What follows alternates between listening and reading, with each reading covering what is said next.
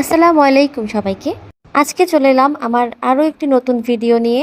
যাদের বাসার সামনে একটু জায়গা আছে তারা কিন্তু এরকম গাছপালা লাগাতে পারেন। টাটকা শাকসবজি অনেক ভালোভাবেই এখান থেকে উৎপাদন করা সম্ভব।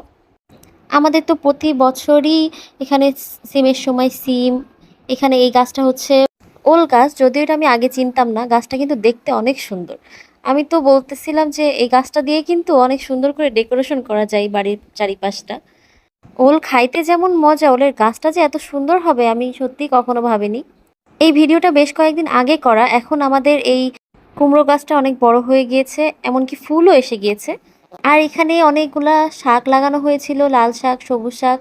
এই শাকগুলা কিন্তু আমরা বেশ কয়েকদিন ধরে খেয়েছি। এই যে আমার হাজবেন্ড আমাকে শাক বাছতে সাহায্য করছে, আমিও বেছেছি আর অল্প একটু ভিডিও করেছি।